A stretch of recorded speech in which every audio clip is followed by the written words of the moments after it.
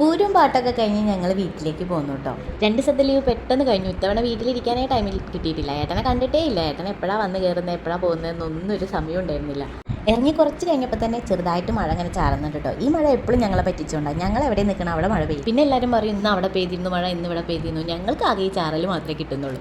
ഒരു റീൽ എടുക്കാൻ വേണ്ടിയിട്ട് ഞാൻ എൻ്റെ കൈ ഇങ്ങനെ വെച്ചതായിരുന്നു കേട്ടോ. ഏട്ടനോട് കുറേ സമയമായിട്ടോ ഇമ്മ കൈ വയ്ക്കി എന്ന് പറയുമ്പോൾ ഏട്ടൻ പറയും വെക്കാനുള്ള സമയമായിട്ടില്ല പറഞ്ഞപ്പോൾ അവസാനം ഉണ്ടല്ലോ അല്ലൂട്ടൻ അയിമ കയറി കൈ വെച്ചിട്ടോ.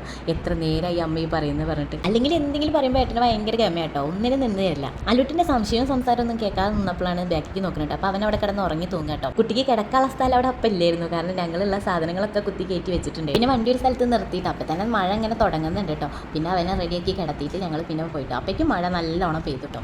ഇത്തവണ എന്തായാലും ചാറിപ്പോയില്ല കേട്ടോ, നല്ലോണം പെയ്തു. വീട്ടിൽ വിളിച്ചപ്പോൾ അമ്മയും പറഞ്ഞു നല്ല മഴ ഉണ്ട്. അല്ലുടൻ എന്തായാലും ഒരു 1.5 മണിക്കൂർ നല്ലോണം ഉറങ്ങിയിട്ടോ. അവൻ ഉറങ്ങിയോണ്ട് പുറത്തുനിന്ന് കഴിക്കാനൊന്നും നിന്നില്ല, ഞങ്ങൾ വീട്ടിലേക്ക് സാധനം വാങ്ങി പോയിട്ടോ. അപ്പോൾ ഇന്നത്തെ വീഡിയോ ഇത്രയുള്ള വീഡിയോ ഇഷ്ടപ്പെട്ട സപ്പോർട്ട് ചെയ്യാൻ ലൈക്ക് ചെയ്യാൻ മറക്കരുത്. നെക്സ്റ്റ് വീഡിയോ കാണാൻ ടാറ്റാ ബൈ സീ യു.